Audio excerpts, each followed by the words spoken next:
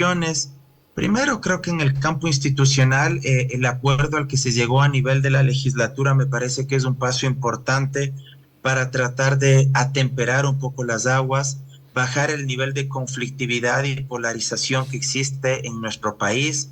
Me parece que al menos durante un tiempo existirá ciertos niveles de gobernabilidad entre el Ejecutivo y el Legislativo, lo cual no significa tampoco que este acuerdo parlamentario vaya a ser una panacea o que no vaya a existir ningún tipo de inconvenientes o de desavenencias.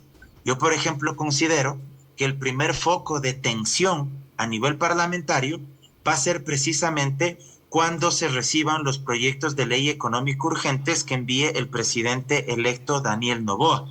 Y creo que ahí pueden existir tensiones porque por un lado ya hay posiciones divergentes que son conocidas históricamente. Por ejemplo, el Partido Social Cristiano siempre ha sido anti-impuestos en todo sentido. Ellos no creen en ningún tipo de impuestos, ni a las grandes fortunas, ni a los grandes patrimonios, ni a las rentas más altas. No. Ellos son cero impuestos. En cambio, del otro lado, la Revolución Ciudadana cree en una imposición fiscal mucho más progresiva y redistributiva. Es decir, que quienes más ganen Más paguen pague. más impuesto a la renta, que quienes tengan patrimonios más suntuosos o mayores riquezas paguen igual un impuesto mayor. Es decir, buscar equidad y progresividad tributaria. Creo que ahí pueden existir tensiones, pero por fuera de ese tema, creo que hay otras cuestiones en las que sí van a existir acuerdos, en tema de inseguridad, tema de salud pública. Se necesita un código orgánico de la salud urgentemente que fue derogado en el gobierno, perdón, que fue vetado totalmente en el gobierno de Moreno, ¿sí? Se necesita también reformas a la ley de seguridad social, se necesita también urgentemente trabajar en reformas al Código del Trabajo. Creo que son cuestiones que sí se las puede discutir y que se puede llegar a consensos, no totales, pero al menos mínimos. De ahí la realidad en la que nos está dejando el gobierno de Lazo creo que es lacerante. Solo él puede vivir en una dimensión En desconocida, una nube rosada. donde acabo de ver que incluso ha hecho pues un documental de 19 minutos ahí llorando a lágrima viva, despidiéndose del país, disque de su pasión por el Ecuador, hablando también del famoso libro de 900 páginas, son 900 días, no sé, en 900 fin, días. 900 días y de 300 páginas, no sé, en fin, pero pura palabrería.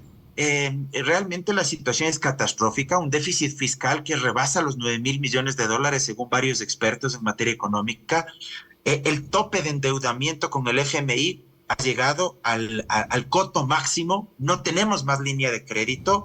El riesgo país también se ha disparado durante los últimos días. ¿Esto qué significa? Que las agencias calificadoras de riesgo le ven al Ecuador como un país no No apto para inversión. proclive para pagar, no apto para recibir préstamos. Es decir, nos ven como un potencial moroso, más claro. No son buena paga los ecuatorianos. Eso es lo que dicen las calificadoras de riesgo. La criminalidad, vamos a terminar con una tasa de 44 crímenes violentos por cada 100.000 habitantes. En fin, habría por decir más datos, pero esta, digamos, sería mi primera reflexión en esta parte. Ahora, Mauro, la situación es que en un gran sector de la población estamos esperanzados en que por fin los políticos puedan dejar sus particularidades y busquen puntos de encuentro. Sin embargo, no sé si tú has notado hoy en redes sociales, se ha despertado un odio ahora ya en contra del presidente electo, Daniel Noboa, por pactar con la bancada de la Revolución Ciudadana, por pactar, entre comillas, ayer en la noche nomás escuchaba al señor Vera, Carlos Vera, hablar de que ya los cargos están siendo repartidos, que ha habido una comisión de transición para las eléctricas, bueno, hablando de muchas cosas. ¿Qué está pasando en el país? O sea, lo normal es que los ecuatorianos estemos esperanzados en que por fin nuestros políticos se pongan de acuerdo. Obviamente, busquen coincidencias, trabajen esas coincidencias, lo más grave que tiene el país, que es la inseguridad, la falta de empleo, que son temas que se tendrán que solucionar sí o sí. Pero un gran sector, hoy nomás le escuchaba hace unos 2 minutos a este señor Nick de Hitman, que es un locutor de Quito, con el odio que desborda por sus poros. Se notaba, yo me acuerdo que hace mucho tiempo era seguidor de este tipo que trabajaba en Radio Canela, pero escuchar a un hombre con tanto odio y así esto que se replica, ¿qué pasa en el país, Mauro? Mira, Germán, lamentablemente hay un sector, yo me atrevería a decir que no es mayoritario, sino minoritario, que se alimenta del odio, de la polarización, de la camorra política. Lamentablemente ese sector minoritario del Ecuador busca como política de Estado destruir a sus adversarios y convertirlos en enemigos para aniquilarlos políticamente. Y hay algunos que tienen como política de Estado destruir una corriente política, en este caso la Revolución Ciudadana, independientemente de los afectos o desafectos políticos que existan y que todos podemos tener, y eso es legítimo en democracia. Es intolerable, inaceptable que un ecuatoriano de mediana sensatez se oponga a un acuerdo racional en términos legislativos. Pero, ¿quién podría estar en contra de que en la primera sesión de la Asamblea, sensatamente, sin tanta bronca y sin tanto alboroto, se designen autoridades en la nueva Asamblea? ¿Qué querían entonces? ¿Una reunión de 12 horas, de 18 horas, que se suspenda porque no sabían a quién mismo designar, que se empiecen a insultar, que se empiecen a ofender? Creo que ninguno de los ecuatorianos queríamos eso. Las mayorías funcionan sobre la base de aquello. Tiene la mayoría de votos, accede a los cargos de elección popular. Así ganó Daniel Noboa, así ganaron los alcaldes, los prefectos que están en funciones. Así se gana la conducción y la dirección de la Asamblea Nacional. Así funciona la democracia. Consecuentemente, creo que ese primer paso permitió destrabar algunos problemas que podían advertirse en caso de que no exista un acuerdo. Luego creo que sí hay que rechazar ese tipo de discursos de odio, de estigmatización. Creo que el ecuatoriano promedio y la mayoría están cansados de ese enfrentamiento del correísmo versus el anticorreísmo. De hecho, un porcentaje importante de electores en la segunda vuelta, según las investigaciones de opinión pública, se identificaron con un porcentaje significativo donde no se identificaban con ninguna de las dos corrientes, sino que decían, nosotros queremos a alguien que nos resuelva los problemas cotidianos. Y ese porcentaje, según la encuestadora Comunicaliza, llegaba aproximadamente al 45% de ecuatorianos. A ese 45% de ecuatorianos, yo me atrevería a decir que también al resto de ecuatorianos, a la gran mayoría, no le interesa si es que convenía o no que Construye esté en las comisiones de la Asamblea Nacional, o si es que al señor que tú le mencionabas, con legítimo derecho él para expresarse, está o no está de acuerdo. Al ciudadano promedio lo que le interesa es que se frene la criminalidad, la tasa de mortalidad como resultado de crímenes violentos. Le interesa llegar a fin de mes para poder pagar la tarjeta de crédito a las familias de clase media. A los sectores populares les interesa llegar al fin del día, no al fin del mes, para poder tener con qué comprar la comida para preparar el desayuno y el almuerzo del siguiente día, o al menos una de las 3 comidas del siguiente día. A las familias más pobres de este país les preocupa que sus hijos les pregunten al siguiente día si es que hay algo para comer, porque esa es la realidad de muchas familias ecuatorianas, cuando lo correcto debería ser que los niños en nuestro país les pregunten a sus padres qué pueden y qué deciden comer, no qué hay para comer, porque en muchas ocasiones ni siquiera tienen algo para servirse. Lamentablemente es así, ¿no? Ahora, Mauro, tú que tienes conocimiento profundo en ¿qué temas se pueden arrancar corrigiendo y que puedan aportar a la solución de la criminalidad desde la Asamblea? ¿Qué debe o cómo debería actuar la Asamblea para apoyar al Ejecutivo en el combate para la delincuencia? Son las 19 horas con 17 minutos. Vamos a ver si parece que tuvimos un problema de conectividad, pero ya vamos a recuperarle unos instantes más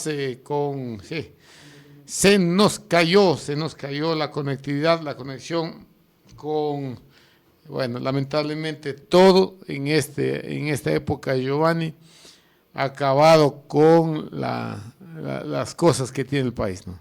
Un país que no tiene energía, a nosotros mismos nos han golpeado de forma importante, en la mañana nos cortan en el estudio, en la tarde nos cortan en el mediodía, nos cortan en una estación transmisora y en la tarde en el enlace. Claro, y hoy fue desde las 4 hasta las 6 de la tarde. De la tarde. Sí, cambiaron de horario. Bastante Entonces, complicado el sí. asunto.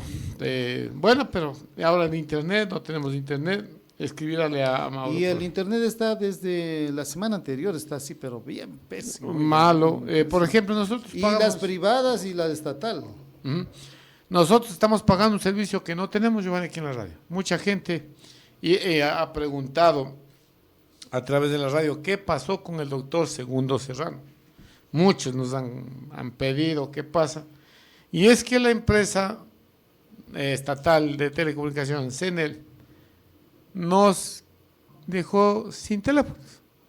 Nosotros seguimos pagando teléfono, seguimos pagando internet, y creo que ya unos 3 o 4 meses que lo tenemos.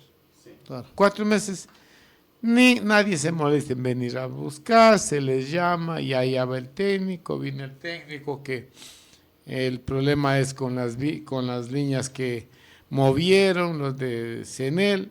Bueno, pero en este baile nos han tenido y lamentablemente todo se ha complicado. Bueno, pero así estamos en un país, ya se murió todo, ya parece que nos fuimos hasta de la transmisión.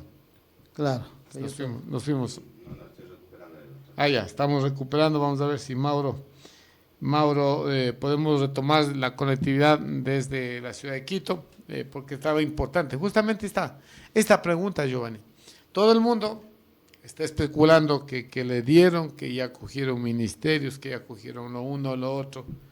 Sin embargo, nadie hace la pregunta, ¿cómo es que vamos desde la Asamblea a apoyar al Ejecutivo?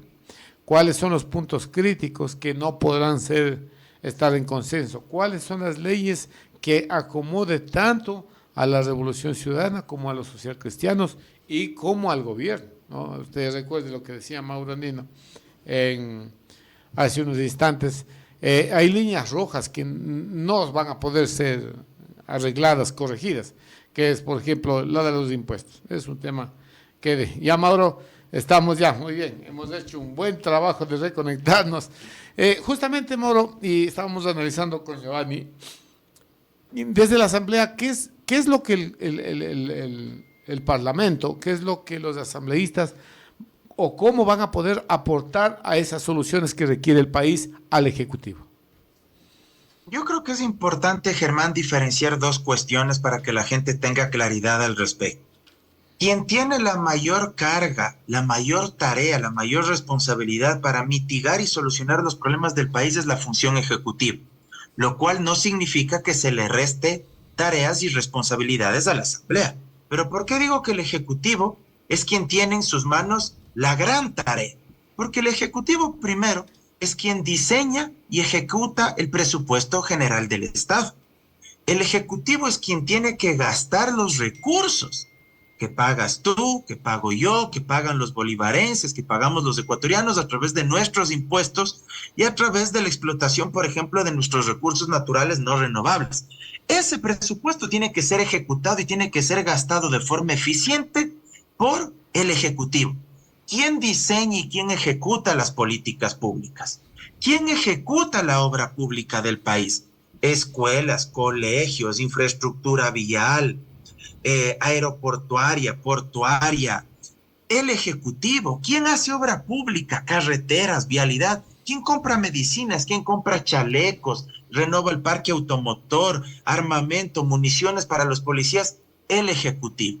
Esas tareas no tienen ningún tipo de vinculación con la Asamblea Nacional. Lo que pasa en la Asamblea no afecta en lo absoluto en estas otras tareas. Y esto es importante de decirlo, porque Lasso fue muy hábil durante estos más de 2 años de gobierno para justificar toda su ineptitud en aras de que supuestamente la Asamblea no le dejaba gobernar, cuando todas estas cuestiones son responsabilidad directa del Ejecutivo y de los ministerios que manejan cada una de las ramas del Estado central. A la Asamblea, ¿qué le corresponde? Legislar y fiscalizar. ¿Qué tipo de leyes deberían ser prioritarias? Yo creo que en materia de seguridad social es urgente una nueva ley de seguridad social. La arquitectura institucional de la seguridad social debe cambiar. Yo pregunto, ¿cuántos de los ecuatorianos que nos están escuchando conocen al delegado de los trabajadores que les representa en el Consejo Directivo del IES?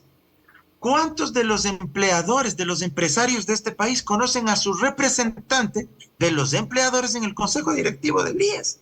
Es decir, no nos sentimos representados por quienes administran nuestros recursos como afiliados y también de aquellos que ya son jubilados. Creo que hay que democratizar las decisiones. Hay que transparentar el buen manejo y el buen uso de esos recursos de los afiliados, de los jubilados. Creo que se necesita una nueva ley. En materia laboral, la Asamblea creo que tiene que trabajar en reformas del Código del Trabajo, sin que esto implique actuar de manera regresiva en materia de derechos laborales, sino que la Asamblea comprenda que, por ejemplo, hay que adaptarnos al auge también de las nuevas tecnologías. Hay nuevas dinámicas laborales que han surgido producto de las aplicaciones por Internet, de los teléfonos inteligentes, y esos trabajadores necesitan estar protegidos, sin que eso signifique tampoco ahuyentar o quitarles esa fuente de ingreso, pero también exigiendo a esas grandes corporaciones, como ya ha sucedido en países como España, como Inglaterra, exigiéndoles, por ejemplo, que garanticen los derechos de sus trabajadores, que paguen y que tributen impuestos en el lugar, en el país donde están generando ingresos, y a su vez que sea una relación de doble vía, donde ganen ambas partes. Regular también el tema laboral en sectores sensibles como el sector turístico, el sector agrícola cuando nos referimos a productos de ciclo corto como el arroz, que son de temporada, es decir, 3, 4 meses tú necesitas mano de obra, pero hay otras épocas en las que no necesitas mano de obra. Entonces, ahí hay que conciliar esos intereses entre el trabajador y el empleador.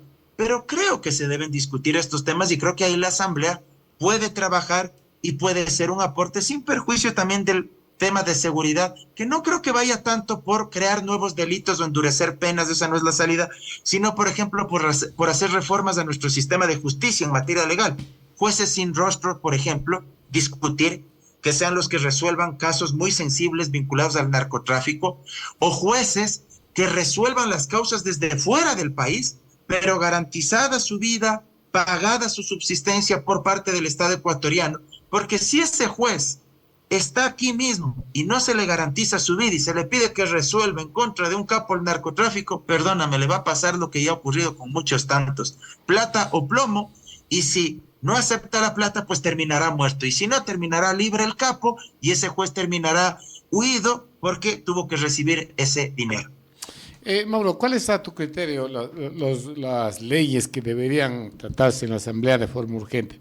Yo creo que lo que tú decías del tema laboral, o hay fundamentalismos en la izquierda o hay vivezas en la derecha que no permiten llegar a una ley que permita tanto a los empleadores como a los empleados tener un mecanismo de sustento que les permita desarrollarse. Porque un exceso de garantías para los trabajadores o exceso de libertad para los empleadores hace que también el empleo no sea pleno y no hay acceso al empleo.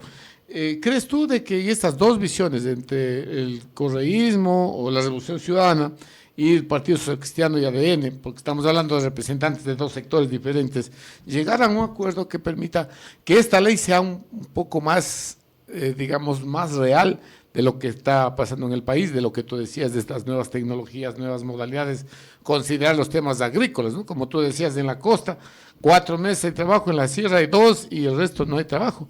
Y sin embargo, el IES quiere hacerle afiliar al trabajador por 2 o 3 o 4 días que tiene. Hay que entender que la relación empleador-trabajador siempre será tensa, porque ambos quieren ganar. Y es legítimo que ambos quieran ganar. El empleador, porque tiene su capital, invierte, contrata la fuerza de trabajo que es la del trabajador y con esa fuerza de trabajo logra producir más, vender más y, por supuesto, ganar más.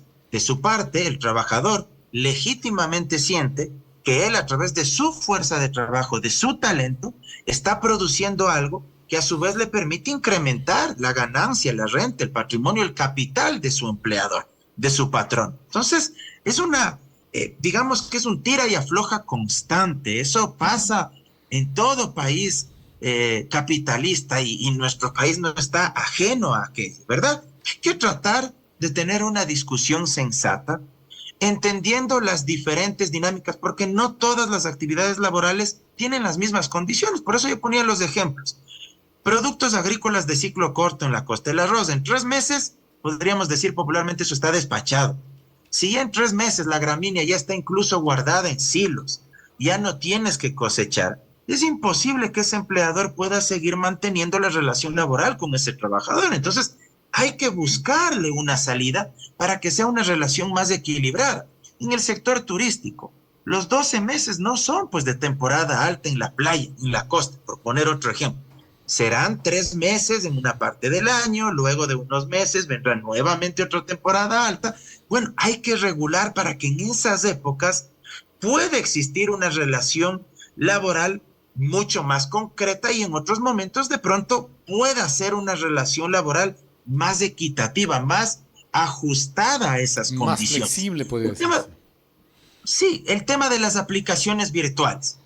Es inaudito, por ejemplo, que los propios trabajadores que trabajan en lo que hoy se denomina la uberización del trabajo tengan que ellos mismos comprarse el dispositivo electrónico, ellos mismos comprarse la bicicleta o comprarse la moto, comprarse el uniforme. Y si es que tienen un accidente, nadie responda por ellos, solo Dios y la familia de ellos. Y sin embargo, trabajan para una empresa multinacional, llámese Uber o como se llama. Bueno, eso hay que regular, porque esas multinacionales no ganan pues como un mediano o pequeño agricultor, no ganan ni siquiera como un mediano hotelero de los casos que estábamos hablando.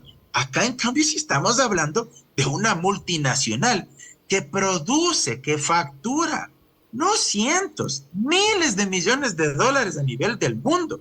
Y por eso es que hay países que nos pueden servir de modelo para regular en cambio esas relaciones laborales de acá, como España e Inglaterra. Y eso no hizo que huyan esas aplicaciones. Se quedaron a trabajar allá algunas de ellas, aceptando las nuevas condiciones, afiliando a los trabajadores, pagando impuestos, porque están haciendo plata en nuestro país, a pesar de que astutamente no señalan el domicilio, perdón, o la razón social de la empresa, de la compañía aquí, pero ya con una regulación clara, pagarían también impuestos y eso nos beneficiaría a todos. Creo que hay que analizar todos los casos y para eso se necesita discutir. Ahora, aquí viene algo clave. La generación de empleo y regular estas relaciones no solo pasa por el tema normativo. Aquí se necesita política pública y yo por eso decía en mi primera intervención, hay que dejar en claro que las más grandes responsabilidades son tareas del Ejecutivo. ¿Qué se necesita para generar empleo? Aparte de una normativa que genere incentivos o que dé facilidades y que proteja derechos al mismo tiempo. Se necesita algo que es fundamental, capital. Se necesita acceso a crédito. Si tú tienes una gran idea, Germán, pero por más brillante que sea esa idea, y a nadie más se le pudo haber ocurrido, pero si tú no tienes el capital semilla para emprender eso y materializarlo en la práctica, ¿puedes hacerlo realidad? No puedes. Y si no tienes cómo acceder a capital semilla, ya sea en la banca pública o en la banca privada, porque solo te van a dar en la banca privada créditos de consumo a través de la tarjeta de crédito, porque saben que en eso sí tienen en qué caerte y no arriesgan para darte con créditos productivos, porque ese es capital de riesgo, dice la banca privada. Entonces, claro, es imposible que tú puedas materializar esa aspiración, esa gran idea que tú tienes. Entonces se necesita tener acceso a crédito. Se necesita reducir las tasas de interés. Tenemos las tasas de interés más altas de América Latina y en una economía dolarizada. Tasas de interés que bordean el 18% anual. Eso es excesivo para poder acceder a un crédito. La banca privada es la que más ha ganado antes, durante y después de la pandemia. Y perdón que insiste en esto, pero los datos están a la luz. Al finalizar este año, los bancos van a ganar en utilidades netas, brutas, es decir, dinero limpiecito, por fuera de cualquier pasivo o egreso, van a ganar más de 1.000 millones de dólares. Los grandes bancos de este país. Bueno, si estamos en una crisis y todos tenemos que arrimar el hombro, bueno, pues los que más tienen deben empezar también poniendo su parte de lo que les corresponde. Y ahí pasa por generar posibilidades para generar empleo. Si es que hay acceso a crédito, se puede ampliar el giro de negocio, se puede contratar más empleados, más trabajadores. Si se contrata más trabajadores, se puede producir más. Si se produce más, se puede colocar más productos en el mercado y se va a vender más. Si se vende más, hay más ingresos y esos ingresos hacen que el empleador tenga más utilidad, más renta y pueda invertir en su propio negocio. Hay que refinanciar el tema del acceso a crédito en familias medianas y pequeñas pymes que no han logrado pagar sus deudas porque están en crisis. Hay que darles esas facilidades. Entonces, creo que del empleo debe ir por un lado el tema normativo, pero de otro lado también la política pública es fundamental. Ahora, Mauro, el problema de lo que se ha venido diciendo, no sé qué tan cierto sea, que en las arcas del Estado no hay dinero ni siquiera para completar este mes que viene de sueldos, mucho menos del tema de los décimos para los servidores públicos. Hay deudas que están represadas con los gobiernos autónomos descentralizados, provinciales, cantonales, parroquiales. Se habla que también hay una deuda inmensa con el IES. ¿De dónde va a salir la plata si en este país se le ha endeudado hasta el tope, como tú acabas de decir, y ya estamos bordeando, ya no somos sujetos de crédito? Sin embargo, se ha hecho una deuda que se la criticaba el presidente de Correa, hoy la hemos duplicado, pero sin obras y sin de dónde sacar. O sea, porque una cosa es que te endeudes para una hidroeléctrica, para un proyecto eólico, que te endeudes para carreteras, no sé de dónde vaya a salir dinero. ¿Qué hacemos con esta caja fiscal que está casi en bancarrota? Mira, según varios expertos, la deuda pública con relación al tamaño del PIB, es decir, de el Producto Interno Bruto, rebasa los más de 70.000 millones de dólares. Deuda en gran medida adquirida durante el gobierno de Guillermo Lasso.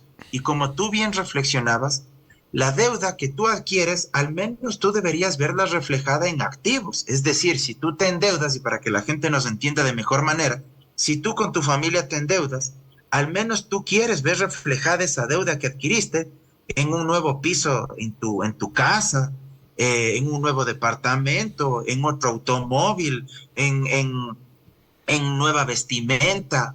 Me explico, en cuestiones tangibles, que tú dices, me endeudé, pero aquí tengo estos activos, estos bienes que representan y encarnan la deuda que yo adquirí. El problema es que si tú te endeudas y no compraste nada y te hiciste agua esa plata, entonces significa que es una deuda que no te produjo nada. Y ese es el problema con lo que ha hecho Guillermo Lasso. Y ahí me parece que Daniel Noboa va a tener que tomar una decisión. Él ya ha anunciado que va a enviar al menos 2 proyectos de ley económico urgentes. La Constitución permite enviar uno y a menos que estemos en estado de excepción, se pueden enviar 2 al mismo tiempo. Mientras tanto, no. Eso significa que solo uno se puede enviar para que sea tramitada por la Asamblea. Luego podría enviar un segundo proyecto de ley económico urgente. Y ahí me parece que va a tener 2 vías. La una, la de aquellos economistas de corte neoliberal que siempre intentan cargarle el peso de la crisis a la clase media y a los sectores populares. Algunos ya lo han dicho, por ejemplo, que será necesario que se sube el IVA. Y claro, subir el IVA implica despedazar a la clase media, pero sobre todo despedazar a los sectores populares, porque el IVA es un impuesto que no es progresivo, es un impuesto regresivo que afecta principalmente a los que menos tienen, porque el IVA se grava a productos y a víveres que compramos nosotros en el día a día. Y eso nos chanta a todos.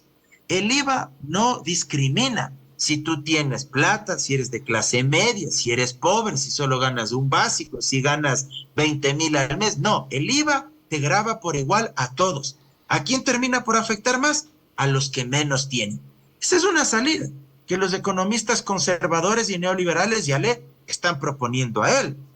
¿Y cuál es la otra salida? Que siga achicando el tamaño del Estado, que reduzca ya el incipiente aparato institucional, es decir, que tengamos peores servicios públicos de los que ya tenemos, que ya ha dejado en soletas Guillermo Lasso. Me daba chiste cuando le escuchaba que decía que él se ha convertido en un socialdemócrata porque ha precautelado los servicios públicos por encima de cualquier otra situación. Entonces, Daniel Noboa puede tener esa opción. ¿Cuál es la otra vía? Un proyecto de ley económica urgente que tenga un tinte mucho más equitativo, redistributivo, que busque la justicia social. ¿En qué sentido? Por ejemplo, que se grave con un impuesto especial a los grandes patrimonios por al menos los próximos 2 o 3 años, a aquellos patrimonios que pertenecen a los 270 grupos económicos más importantes de este país.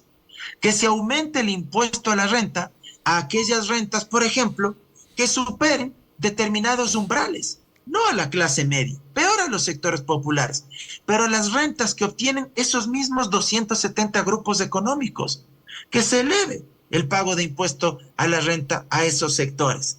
Por ejemplo, que se cobre la deuda que está en firme en el SRI de aproximadamente 2.000 millones de dólares que no pagan determinadas personas jurídicas y naturales al fisco, que no evade, que están evadiendo esta responsabilidad. Y finalmente, que haga algo para evitar la evasión fiscal, que al país le cuesta en promedio, según la CEPAL, aproximadamente algo más de 7.000 millones de dólares al año. Eso es fundamental. Entonces, creo que sí hay mecanismos, no digo que para solucionar toda la crisis, pero sí para al menos mitigarla y no cargarle todo el peso de la misma a la clase media y más tristemente a los sectores populares.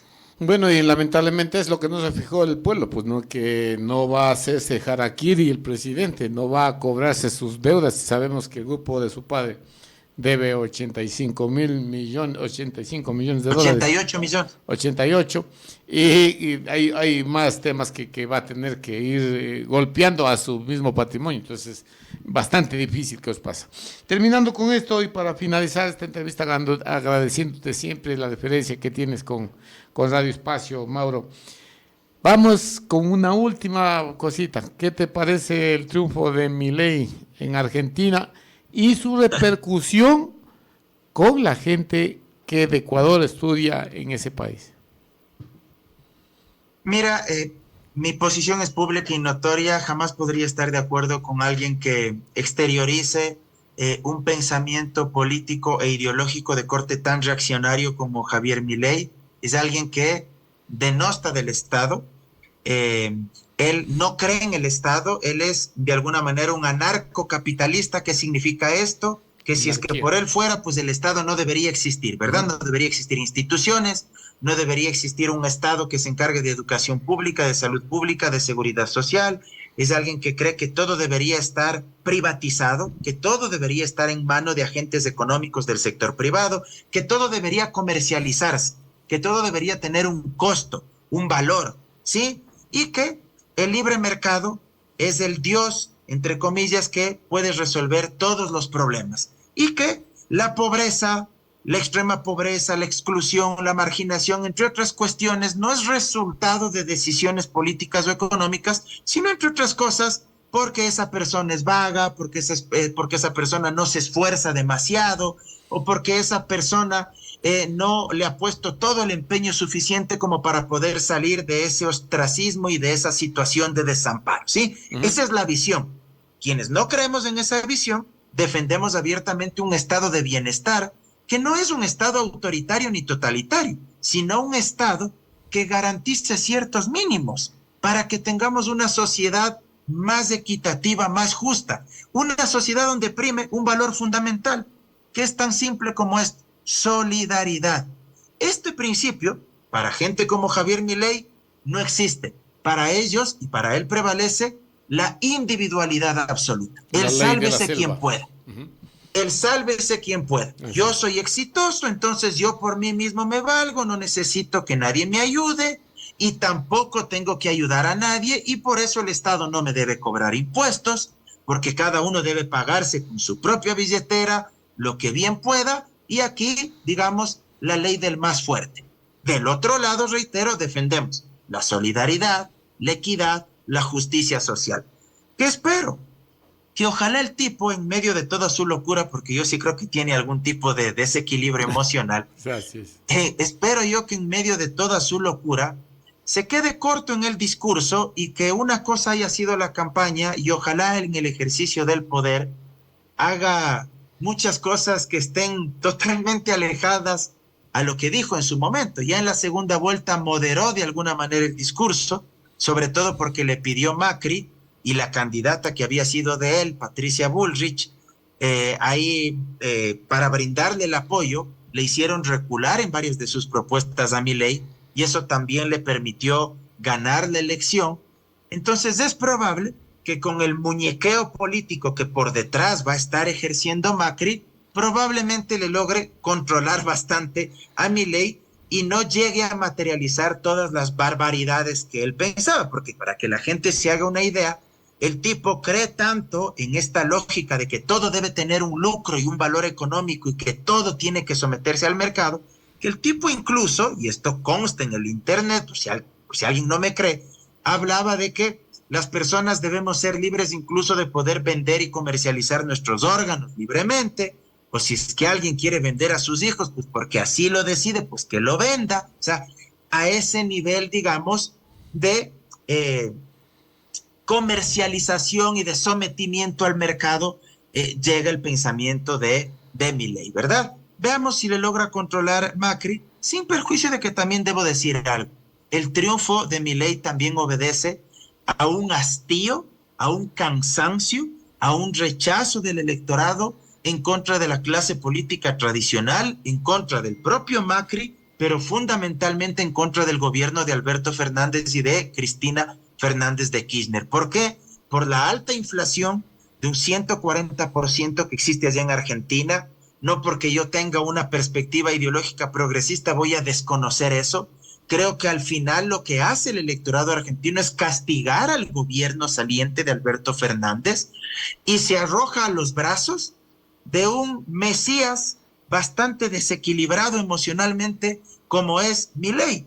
Esto es más o menos, y a mí siempre me agradan las metáforas sentimentales para extrapolarlas a la política, esto es más o menos como cuando uno está descorazonado y desesperanzado porque le han traicionado, le han pateado en el suelo y le han hecho pedazos.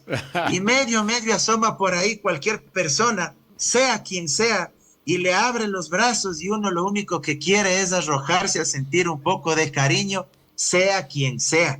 Pues lo mismo le pasa este momento al pueblo argentino, que te aseguro, en gran medida, ni siquiera deben saber muchos de ellos, y hay estudios que demuestran aquello, ni siquiera deben saber cuáles eran verdaderamente las políticas que promovía Javier Milei, sino que votaron por él como castigo, como rechazo a la inflación y a la crisis económica del gobierno de Alberto Fernández. Algo que parcialmente sucedió en Ecuador, ¿no? Porque si miramos los planes de trabajo, era lo mismo, ¿no?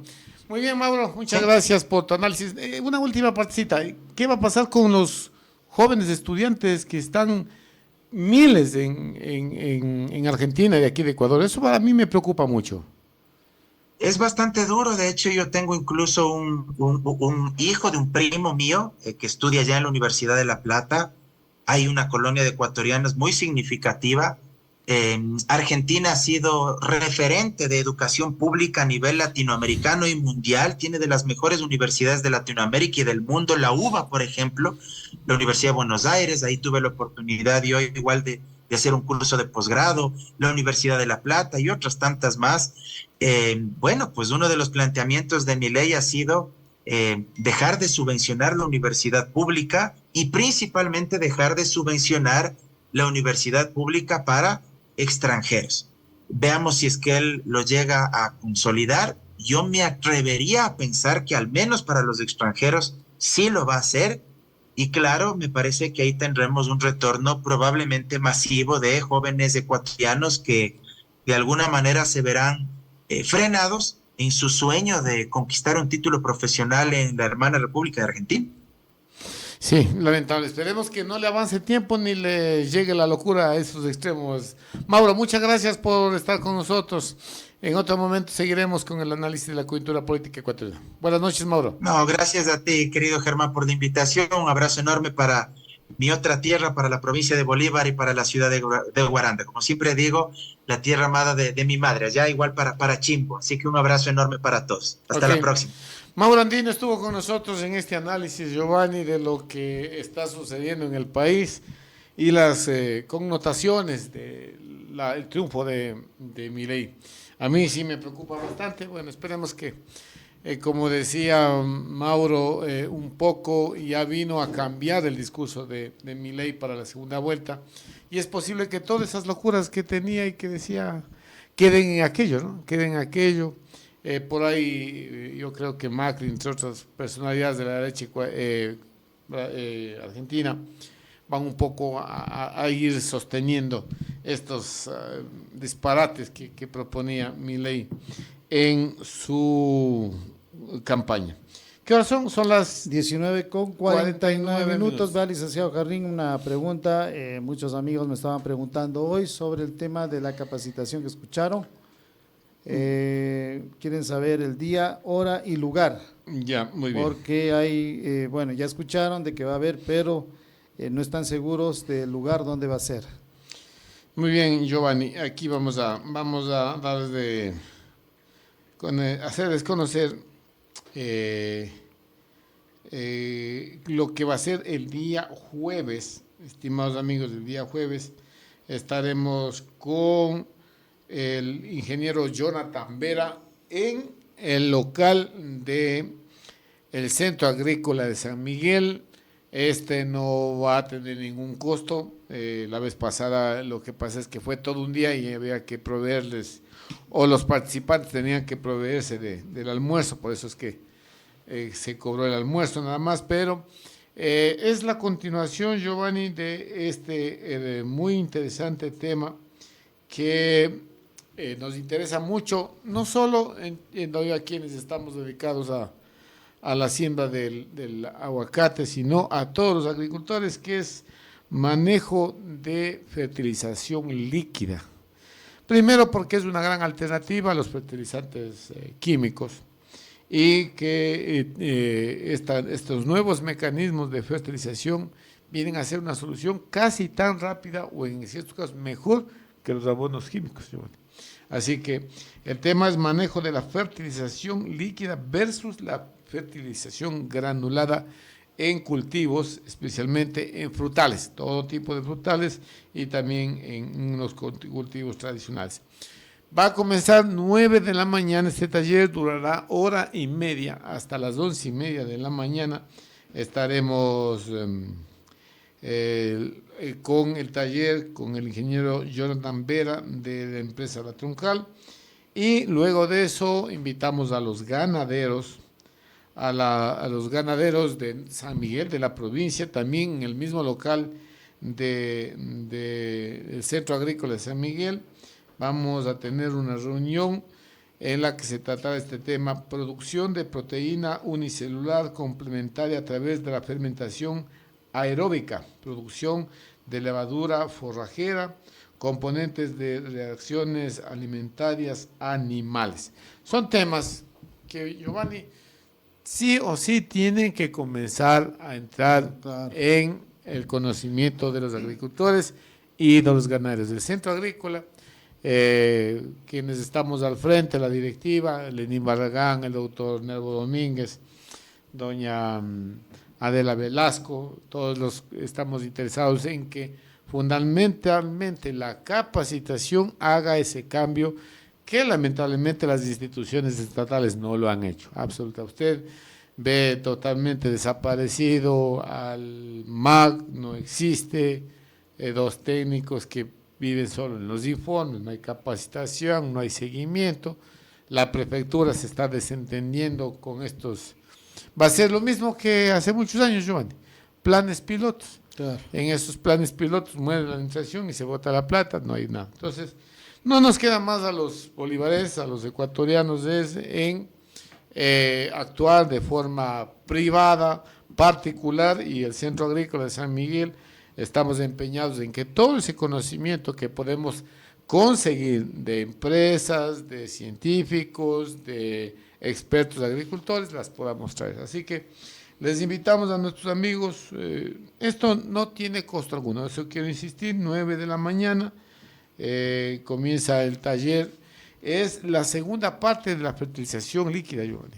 Le cuento que... Es especialmente para quienes fueron a la primera, tienen sí, que asistir. Vamos a reforzar un poco el concepto, pero lo que es importante es que nos contactamos con el técnico, ¿no? Entonces, entiendo yo que a partir de ese taller que hicimos en la quinta de Felipe Gaibor, de su esposa, mucha gente que asistió al taller ya está elaborando fertilizantes líquidos aquí en el Cantón San Miguel.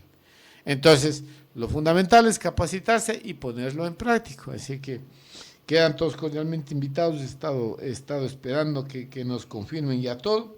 Entonces, para poder nosotros ya dar la fecha. Este rato ya estamos en la certeza de que el ingeniero Jonathan Vera viene, y como les decía, vamos a hablar de 9 a 11:30, para no quitarles mucho tiempo, que la gente pueda regresar a sus casas. Vamos a hablar del tema de fertilización líquida versus fertilización granulada. ¿Por qué, Giovanni? Voy a repetir esto que es importante. Hoy por hoy, los fertilizantes, los abonos, mal llamados abonos, los fertilizantes químicos, primero que están por las nubes, extremadamente caros, por un lado. Por otro lado, el fertilizante químico, Giovanni, a la larga va a seguir matando el suelo. Sí, o sea, nadie se explica qué es lo que está pasando. Decía antes, yo conversaba con unos amigos este día sábado estuvimos con usted, ¿no? En el ciclismo. Y decían, pero licenciado, aquí se daban unos choclos gigantes, ahora ya no hay nada. ¿Qué estará pasando? Le ponemos más abono, antes que requería un poquito, le ponemos más. Y eso es que ya el suelo está muriendo. El suelo tiene que recuperarse. Y estas prácticas, las que estamos trayendo para ustedes, hacen que el suelo se regenere, venga a utilizarse bacterias, no sé, los violes, bueno, una gran cantidad de biodiversidad en el suelo, para que nuevamente el suelo venga, o la tierra, mejor dicho, porque una cosa es tierra y otro suelo. El suelo ya muerto, inerte. La tierra llena de vida, llena de hongos benéficos, de parásitos, bueno, un poco de cosas. Vamos a ver si, no sé si el día miércoles, yo inicio a ver si le entrevistamos al ingeniero para que un poco motivar más bien eso.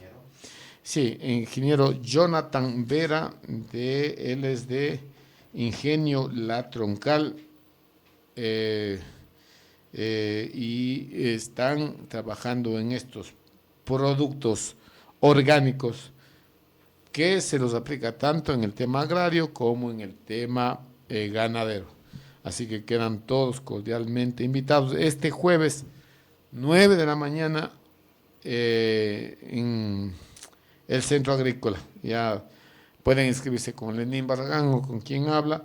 Aquí en la radio pueden acercarse, porque como es gratuito y el salón no es tan grande, no vamos a tener un cupo muy grande. Así que yo creo que 50, 60 personas más de eso no vamos a poder tener. Ya, eso por un lado, Giovanni. El día de mañana le comenté que me voy de viaje, Giovanni. Ya. Así que, a llevar las plantitas, pues ya le conversé a usted. Así que mañana nos vamos. ¿A dónde me Cochancay. Cochancay. Me acordé ese nombre. Ya. No está muy lejos de la Troncal, ¿no? No, está unos 10, 15 minutos, ni tanto. No, de aquí a Cochancay hay alrededor de 3 horas. Pero por Chillanes. Por Chillanes. Más cerca. Ya me mandó la hija de... ¿La ubicación? Sí, la hija de doña Sonia Galarza. Ya me envió la ubicación. Aquí está, a ver. Allá vamos a ir, ya para que se dé cuenta. Ya. Ahí estamos.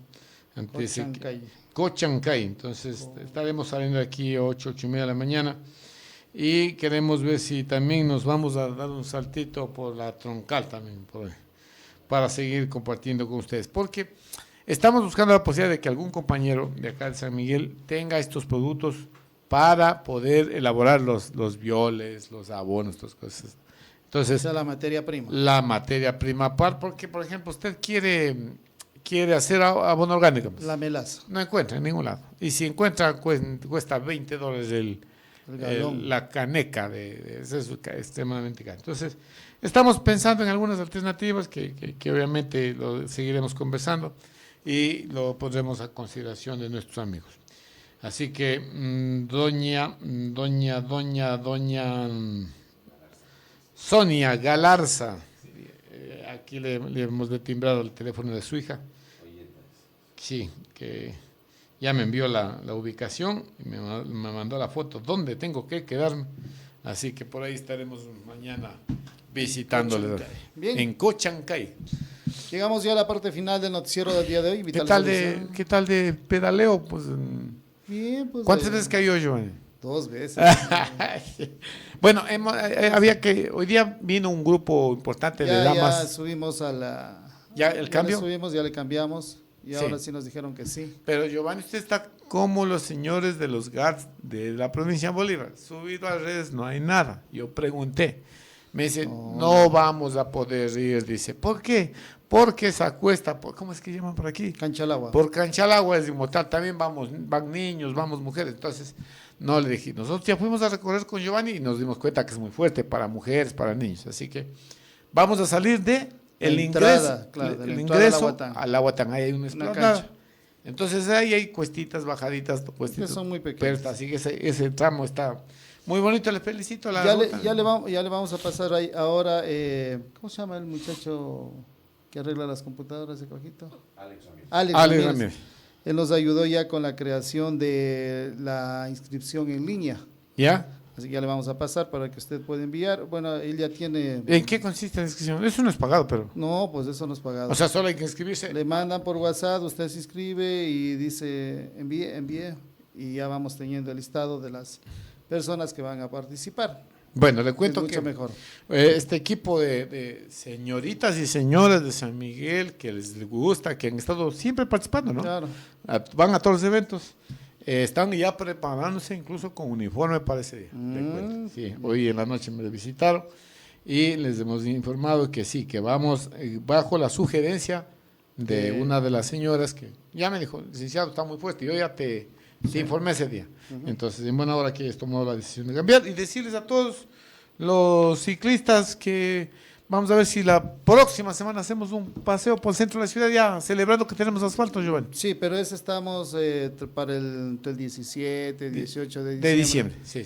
Ahí queremos hacer un evento muy bonito, especialmente con los niños, porque queremos festejarles a ellos, darles ese incentivo de Navidad, pero tomándonos las calles de San Miguel. Así que vamos a hacer un paseo ciclístico por las calles. Urbano, nocturno. Muy bien. Con esto nos vamos. Hasta mañana. Bueno, chao. Hemos presentado Hora 18, todo el acontecer local y nacional, hechos que hicieron historia, profesionales en la comunicación ágil, veraz y vertical. Hora 18.